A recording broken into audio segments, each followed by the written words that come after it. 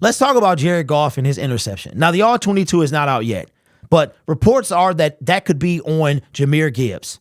So either way, one JG was at fault, whether it was Jahmyr Gibbs or Jared Goff. But one thing that I've noticed in watching Jared Goff with the Detroit Lions is it seems like when he's off, when he throws a pick six, he'd be like, dang, bro, how did you throw that?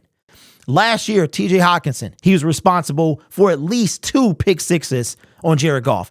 And Amon-Ra St. Brown, same thing. He came on and said after the game, that was on me. I got creative with the route running. I wasn't where I was supposed to be. Jared Goff will get you the ball where you're supposed to be if you are there. A lot of times, his egregious interceptions are either in year one. We saw them, right? He threw, I forgot how many interceptions he threw. He threw way more than 7, right? But we saw that. We saw the uncomfortable, the Jared Goff who didn't trust his receivers.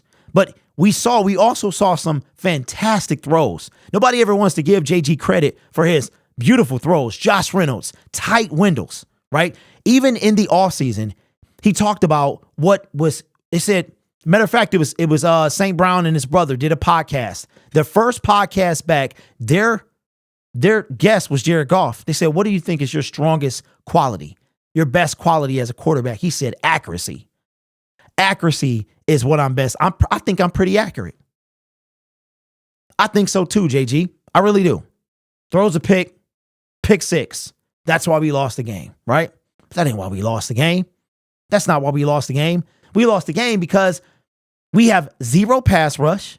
We lost the game because it's so many reasons. Did that contribute to? Of course it did. They scored more points than us. And one of the things that led to that was that interception, but also the David Montgomery fumble, also going for it, or you had a chance to try to take the lead at the end of the game. You chose not to, right? Now, one thing I love about Lions, like Lions Twitter and Lions fans, we got 2 different types of fans. Well, we got 3 different types. We have off-season fans, we have in-season fans, and then we got the same fans all the time. The team that no matter what is done, this team is going to fail. That's it. The off-season time is over. Speculation is over. All of that stuff, the product is on the field. And again, the team is 1-1. And we're going to talk about something later, a topic I just thought of. We're going to make a video about that. It's not time to panic. But we have, I told y'all, we have PTSD. As soon as we lose, we want to blame whoever we can. I will say this. Aaron Glenn, you have no excuses. 0. None. What did this fall on, y'all? Our defense, is it Aaron Glenn's fault? Yes. Is it Coach Campbell's fault? Yes. Is it Brad Mahomes' fault? It is. All 3 of them. And guess who gets fired this year? Aaron Glenn. Aaron Glenn, because our defense is better than it was last year. There's no doubt about it. Our secondary is revamped. Our linebacker core revamped. You know where we're lacking at? The defensive line. I've said this plenty of times. A stud defensive line can make an average secondary look great. There's one team that I am terrified of. I don't think the Detroit Lions can beat them. The only hope they have, in my opinion, is any given Sunday. You want to know who that team is? The San Francisco 49ers. You want to know why? Because their defense, almost all 11 of them on starters, are scary.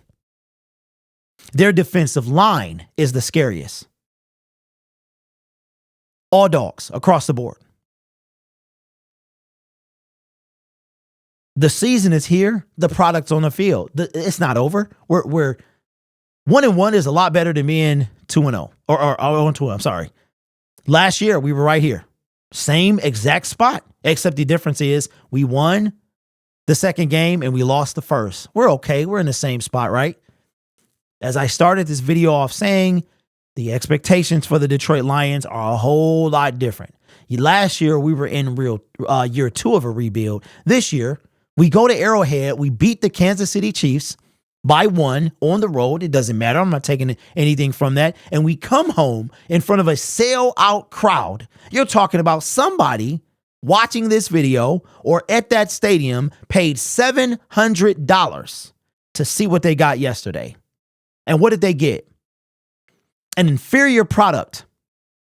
Now, I'm not jumping off the bandwagon, I'm not doing all that stuff. This is in-season Derek. And in-season Derek, keep it a buck. All right? All that off-season hype, that's cool. That's cool. But just like Dan Campbell and them was saying, you got to put it on. We ain't won nothing, right? It's okay. I don't regret any of that stuff. I still believe in this team. But now this team isn't going against its own personal players. Now we're going against actual NFL teams, right? Something got to be done. And we're going to talk about it because we got all week to do so. So let me know your thoughts in the comments below. Just give me, I know this video went everywhere, but give me your thoughts. Who's to blame? Which JG is to blame for the pick six?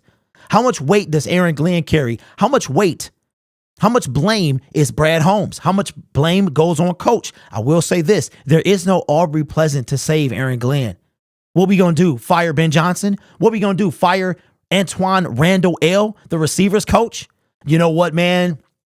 Hey, maybe Dre Bly gets the X. I don't know. Maybe we just pick somebody out the crowd. We just pick a random coach out of nowhere and say, you got to go. There is no saving Aaron Glenn at all. None. So we'll see. But let me know your thoughts in the comments below.